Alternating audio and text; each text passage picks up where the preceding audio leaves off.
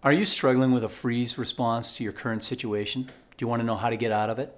Let's talk about what this is, why it helps us, and how to use it to get beyond the freeze mode and back into action. Stick around and I'll tell you a story of how this response affected me as a child with my abuse and how I have been able to use it and overcome this response when I don't need it. So let's first of all take a look at what it is. A freeze response creates within us a feeling or a blockage in our body that makes us unable to move or act in the way we want. It's a powerful survival reaction to danger. I don't know if you've ever been in a situation where that happens, but when you feel that response take over you, you are literally incapacitated. You just return down into the smallest portion of yourself and maybe don't even want to breathe. Freeze response is the lowest emotional state of fight and flight in your fear. It keeps you invisible. It is what allows you to stay out of the notice of those around you. Because when you have that low vibrational state, you're not putting out something that is recognized by others. It's what allows you to sit in the middle of a classroom and go unnoticed by everyone when you're in freeze. So if you're in that freeze response, if you are struggling to get out of it and take action, let me tell you what I did and how I experienced it in my life. My abuse was pretty significant. I could get attacked anywhere, at any time. The guy that was doing it was an opportunist, and anytime I was alone, I had the potential of being attacked. Doing my papers, going to school, walking around the house, hiding, he would find me. He found me everywhere. But what I learned was that hiding could keep me out of his attack, out of his ability to get at me and hurt me. And so I would move into freeze every single time I was alone. I would get to that place where I would hunker down in the smallest little areas and just meld into it and disappear like a fawn, newborn in the forest. Was lying there, just a little patch, unmoving. In fact, I had an experience. I tree planted to put myself through college when I was a kid. And I'd be up in the mountains. And my brother and I were walking, well, he was planting next to me, running up this mountain planting these trees. And then he called me over. He's like, James, check this out. And I come walking over. He's like, look at this. And I look, and there, right beneath this little shrubbery where we were planting, was a patch of nice brown, perfect dirt.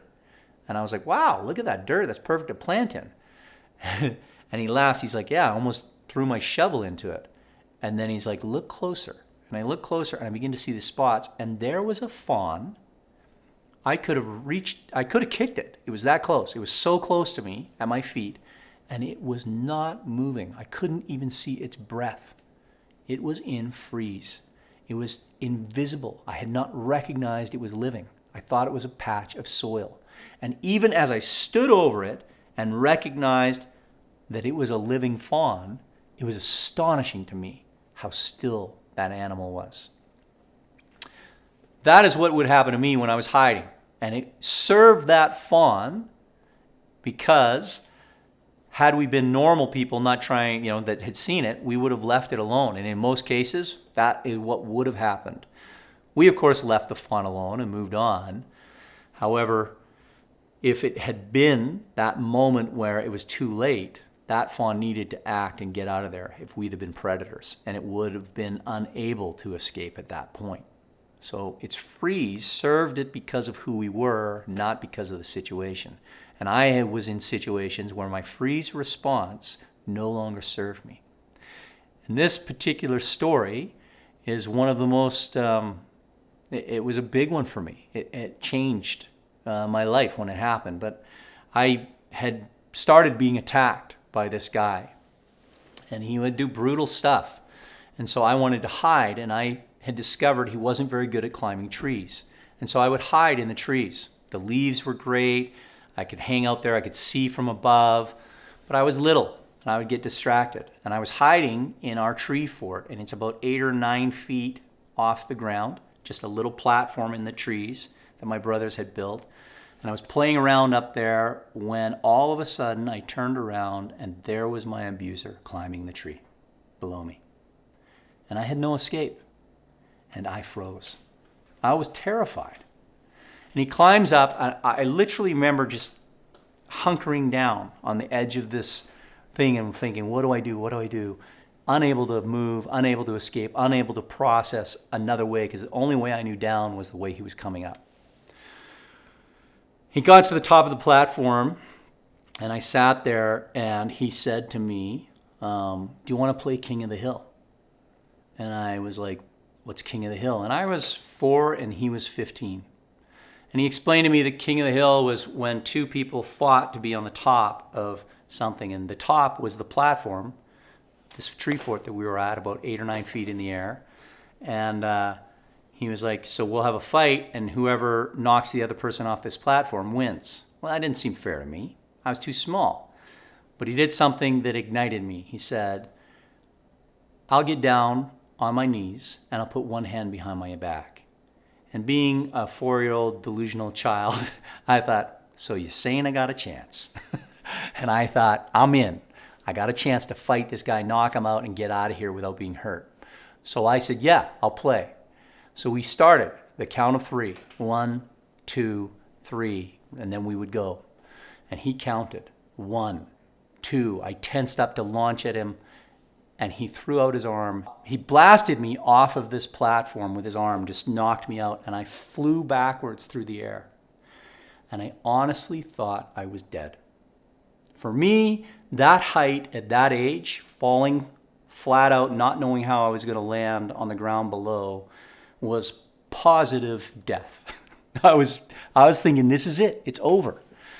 And I remember the look in his face as I flew through the air. He could see what he had done, and he was scared too, that he had gone too far. And when I landed, to my astonishment, I was alive. I landed flat on my back. It knocked out all the air of my lungs. The pain was incredible. I remember just being overwhelmed with the impact. And I lay there, and he was frozen in his fear watching me. And it gave me the moment to recover and get up and flee, which I did.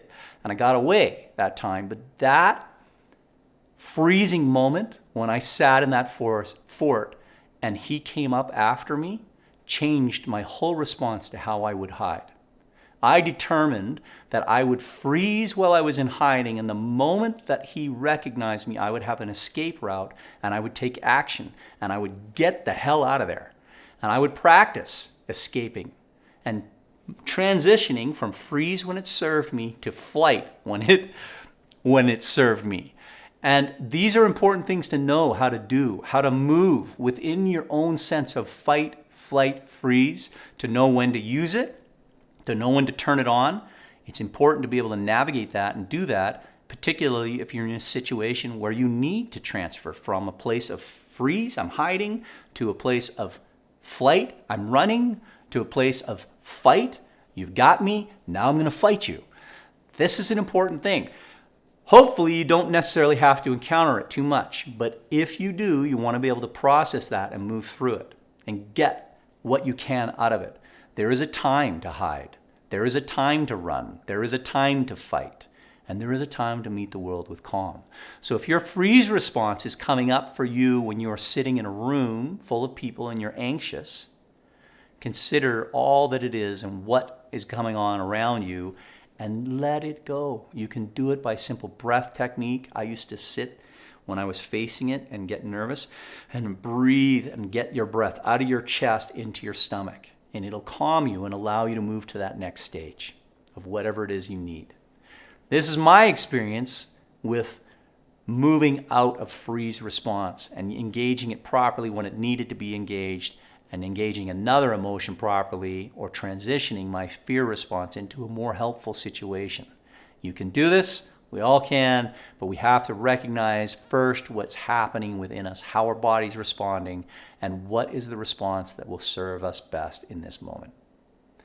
Just to kind of recap, I want you to understand that these responses, they are legitimate at times, and we need them at times. And so if you are experiencing a freeze response, consider, is this a freeze response out of a fear of true danger, or is this a fear response that's coming at you out of fear of failure or fear of shame and embarrassment? All of these things become the space that you don't want this to capture you. And if that's the case, you want to shed it and let it go. And you can do that by breathing, getting yourself calm, accepting the fact that you know the outcome here is worse if you freeze versus if you act. And that will help you transition out of it.